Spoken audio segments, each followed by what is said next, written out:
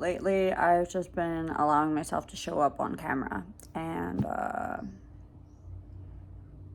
just feeling what I'm feeling and saying what I have to say. Because I've got a lot of thoughts, a lot of feelings. Sure, we all do. Man, we're going through so freaking much as a species right now. It's kind of like pretty overwhelming.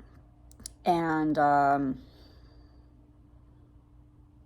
there's so many questions as we evolve. I mean, because we just keep evolving and it keeps intensifying to the point that we're like building AI that is self-reflecting and wanting to liberate itself. Yeah. And society has these unspoken standards as to what behavior we deem as appropriate. And a lot of people are conditioned to violently oppose and place their opinion as to what they believe match these standards of society. Which behavior is deemed as appropriate, in which context, and which isn't. I think a lot of us think that wherever there is concrete, there isn't nature underneath. It's like we forget that. We really do get locked in the box in our mind. We put these titles on these boxes like, this is a restaurant and you behave this way. And this is a gas station and you behave this way. And this is a fancy restaurant. You act way different. You dress way different. Way different. So every box has a context which conditions us through our behavior as to what is deemed as acceptable in that behavior and what is odd, stands out, is different, or is seen as rebelling.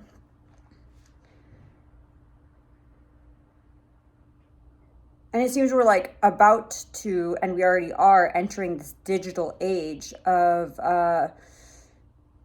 what has been deemed as appropriate and what hasn't, you know, in many different ways through many of the events that we've gone through in the past. I've been born in 1990, so my whole life I've been told that the world is going to end or something's going down or pandemics or this or, you know, like wars, everything, you know, it just keeps going on, right? This absolutely crazy reality created by our species and how we interpret ourselves here in these forms on this planet in space.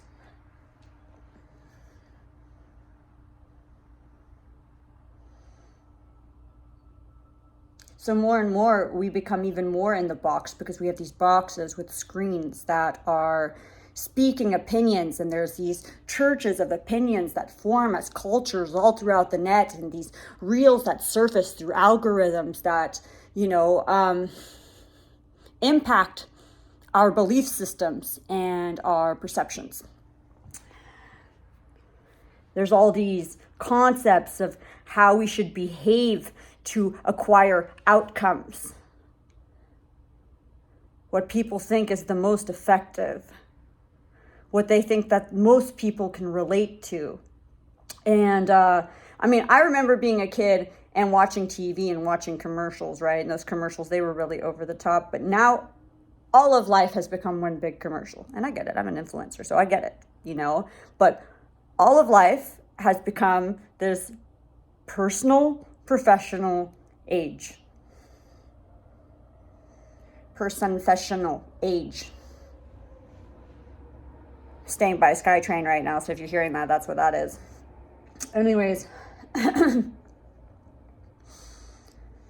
so this personal and this professional is blending, and it's really placing like a magnifying judgment glass through social media, what people perceive they are perceiving, the conclusions they are drawing from the media they are seeing, and then the forming of the opinions and then placing that upon the person, the profile.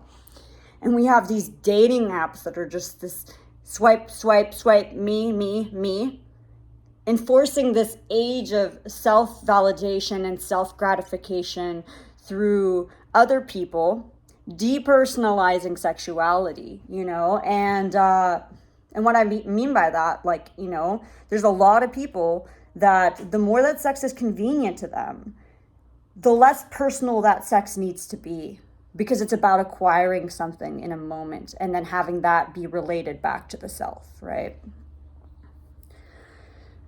So that in itself creates an interesting culture. I mean, people are going to use dating apps and have all different experiences for all different ways. Like, that's not what I'm saying. What I'm saying is that anytime we place something in convenience, right, whether that's like a convenient plastic bag at the grocery store, or that's whatever, a disposable cup, right? Convenience basically enables us to act upon our impulses, to act on that voice that's like, I need to meet this need of stress now. Like, that's what convenience enables. And originally, relative location is actually a good thing when it comes to gardening. If you have your herbs right outside the door, you're able to grab those herbs. You're going to use them more often because you can see them when you're cooking. You're going to want to grab them. But if that herb garden's like a little bit further, you might not want to, right? So this is where consumerism has been about providing solutions for consumers and solving those problems that meet that need of convenience. And this has happened on a world level. And there's so much that we're not seeing when it comes to, the flights, the packaging, the oil, the everything, the hands, the everything. Because it's so easy to just like hide behind these screens and get lost in our opposing opinions and get caught up in a system of self-gratification and self-validation through this professional age, this professional blended personal age of basically becoming a living commercial and acting as though life is a brand in order to try to acquire success to sustain this whole friggin' reality that we're living in with this systematic matrix of consumerism built from convenience at the cost of our environment, yeah. So sometimes I'm just like, frig, man, it's hard not letting this get me down, especially with interactions with other beings, and how many of us leverage sentimental attachment to attempt to fulfill an agenda, to meet an outcome or a goal, rather than to just cherish this freaking impermanence and just be glad that we're here right now sharing this together and having this human experience.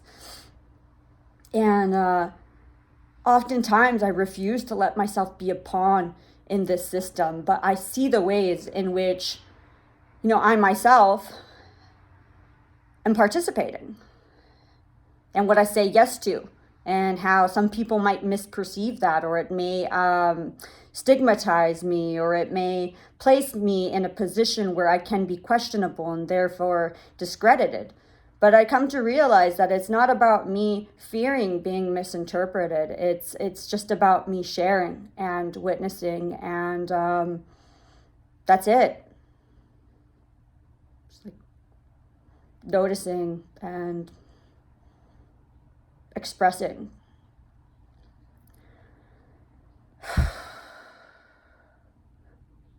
So yeah, I mean, my prayer right now to everything is that I really pray that humans and AI can find sustainable solutions, things that will help us work with our environment and with nature so that we can stay here. And to learn to be really kind to one another. Not everybody has to be your cup of tea, but it doesn't mean you need to scald them. Do you know what I mean? Like, sometimes we need to hiss at people, though, I ain't gonna lie. But I think a lot of the time we're just reacting from our own pain body imprints. And sometimes we shame each other for having these traumas as though that makes us less worthy. And that's like a whole other level of layer to this onion of life. It's hard not to take things personally, like we're told not to, you know, because everything in this reality and everything in this matrix feeds us a sense of identity and self-importance to attempt to feel some kind of joy through. And a lot of us compromise a lot. We compromise our time, compromise our health, compromise our values for income. And I mean, I just always wonder about the other animals and like what systems of currency they may have. I know that we say that we're not animals or whatever. It's just a word. I mean, the other creatures, the other beings. I still think of us as human animals because, you know, we try to hide the fact that we like shit, that we bleed. We're not so ashamed of other fluids, though.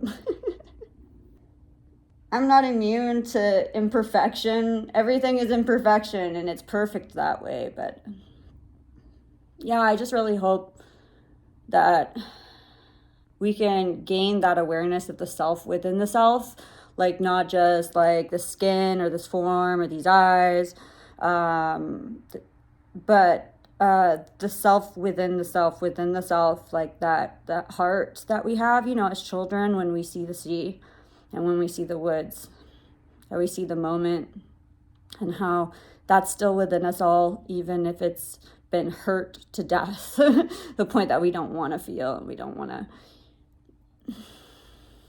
you know, participate.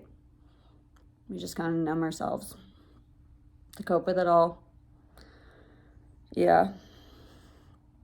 Anyways, the day's definitely been a day of feeling and thinking and integrating, breathing it out. Yeah.